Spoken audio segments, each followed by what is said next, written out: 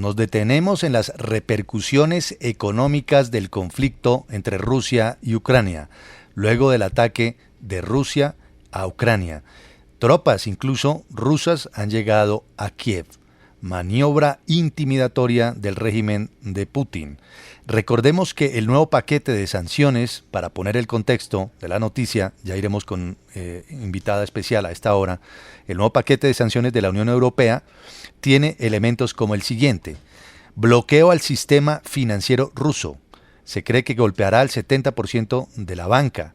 Habrá un cerco a empresas estratégicas para que no accedan a mercados de capitales, incluso entidades del sector defensa. Habrá bloqueo a la industria energética rusa para limitar las importaciones de petróleo y gas hacia la Unión Europea y prohibir exportaciones de insumos para refinerías. Y también, por ejemplo, dentro de esas sanciones a Rusia, prohibir la venta de aviones y materiales, repuestos o equipo a aerolíneas rusas, limitar o bloquear acceso a la tecnología, microchips y software de última generación que son necesarios para la industria militar y el comercio. Detengámonos, por ejemplo, en este asunto de la industria energética. Y para ayudarnos a comprender la repercusión de lo que está ocurriendo en este conflicto y sus ramificaciones en Colombia, saludamos a esta hora a doña Luz Estela Murgas, que es la presidenta de Naturgas. Bienvenida, gracias por acompañarnos, gracias por su tiempo.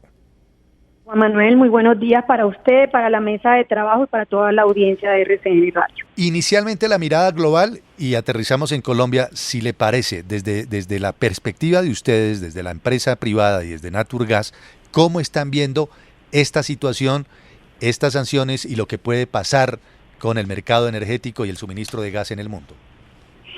El conflicto geopolítico tiene sin lugar a dudas un trasfondo histórico importante, Juan Manuel, pero vale la pena detenerse en cómo la crisis energética acentuó estos incidentes militares, y yo puedo resumirla en 4 puntos. Lo primero, como usted lo acaba de decir, la alta dependencia europea del gas que proviene de Rusia. Hoy aproximadamente el 40% del gas que importa la Unión Europea proviene de ese país. Lo segundo es la incapacidad de las energías renovables, como la eólica y la solar, para suplir el 100% de la demanda europea. Los vientos en el Mar del Norte no soplaron como se estimaba y no se generó la energía que se estimaba para cubrir la demanda de la Unión Europea. Tercero, el elevado precio del carbón térmico, producto tanto del crecimiento de la demanda como de los impuestos verdes en la meta que se ha trazado Europa para descarbonizar la economía. Y cuarto, la reactivación económica europea en medio de la temporada invernal. Yo creo que la mezcla de estas situaciones acentuó los incidentes militares y políticos, y claramente en la cual está como protagonista Rusia, que es gran productor de gas, y Ucrania, que es la puerta de entrada del gas de Rusia a Europa.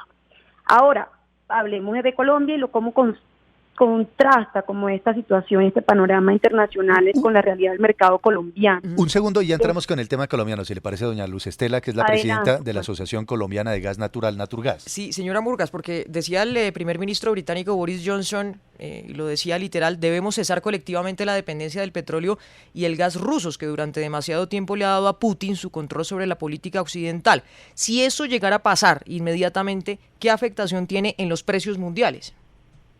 Claramente que tiene una afectación importante como la tiene hoy en día, principalmente porque hay escasez. Y en la medida de que hay escasez, eso ha incrementado los precios del gas natural y del carbón, como se lo señalaba anteriormente. El 80% del gas que consume Europa es gas importado. De ahí el 40% proviene de Rusia.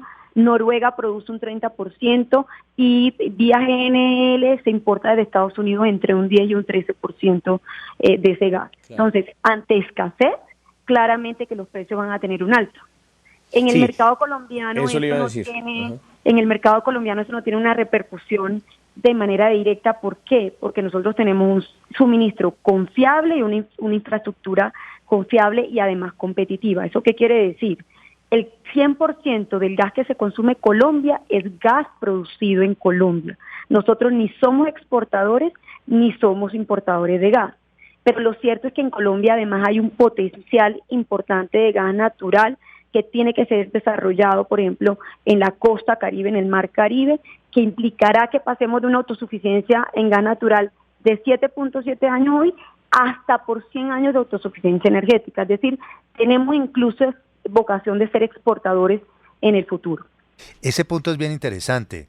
El 100% del gas que se consume en Colombia es gas producido en Colombia. Pero si esta situación se recrudece entre Rusia y Ucrania, porque eso hay que recordárselos a los oyentes, Rusia es un gran productor de gas y Ucrania la puerta de entrada de ese gas a Europa, como lo ha dicho la señora Luz Estela Murgas. Eventualmente Colombia podría, aprovechando la coyuntura, si es que esto se recrudece, ojalá no, para exportar gas, ¿podría hacerlo? ¿Le sobraría para exportarlo? Hoy en día no, hoy en día el gas se consume 100% y no exportamos gas por fuera. Somos competitivos también, ¿sabe por qué, Juan Manuel? Para darle una idea en precios, el precio de referencia ayer del gas en Europa cerró en $39 por MBTU.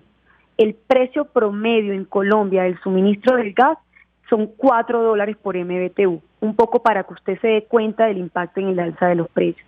Luego, Colombia claramente está en una posición en este momento privilegiada frente a esa alza de precios debido a la escasez, y en la medida que tenemos gas y en Colombia hay gas, no vamos a sufrir un impacto directo por el alza de esos precios.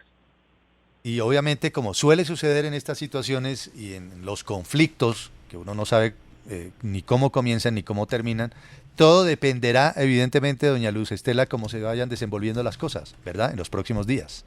Así es importante hacerle seguimiento completo, entre otras, porque hay que ver cómo va a suplir la Unión Europea ese gas que proviene de Rusia. Esta semana el ministro de Qatar indicó que en la medida que él tiene contratos a largo plazo para suministro de gas, solo puede ayudar a Europa con un 10 y un 15% de la demanda que ellos requieren. Entonces, Europa claramente va a entrar en una situación de validar qué países pueden suplir ese gas que proviene hoy en día de Rusia. Doña Luz Estela, gracias por su tiempo. Bienvenida a RCN Radio. Muy amable a usted y a todos. Un saludo especial. Es la presidenta de la Asociación Colombiana de Gas Natural, Naturgas. Entonces, en el mercado colombiano, lo que está sucediendo y pueda suceder en los próximos días en relación con el gas, no habrá repercusión directa. ¿Por qué? Porque Colombia tiene, dice la presidenta de Naturgas, suministro confiable. Sí, que ese suministro está obviamente garantizado para Colombia. Nos ha explicado también la señora Murgas, y eso está bueno, que el alza de las tarifas del gas en Europa pues no debería afectarnos a nosotros tampoco, Juan, porque los precios del gas natural aquí en el país se forman en el mercado local, que era lo que nos explicaba. Y también decía que esa atención a la demanda de casas, bueno, industrias, los vehículos, los comercios en el país se atiende con producto local, no depende de importaciones. Esa es una gran ventaja teniendo en cuenta obviamente lo que está pasando con Rusia y Ucrania. El 100% del gas que se consume en Colombia es gas producido en Colombia.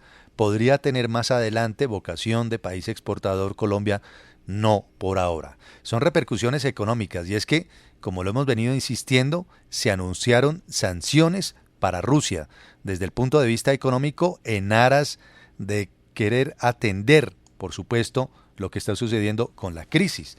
Restringir o eliminar visas Schengen a diplomáticos rusos y empresarios afines al gobierno. Es dentro de lo que han anunciado los países integrantes de la Unión Europea. Limitar o bloquear acceso a tecnología, microchips y software de última generación que son tan importantes para la industria militar y el comercio. Sí, y uno de los más importantes, Juan, que era el que planteaba el primer ministro británico Boris Johnson, que era más o menos, diciéndolo coloquialmente, cortar el chorro, ¿no? Sí. Cesar colectivamente, decía él, esa dependencia del petróleo y el gas rusos.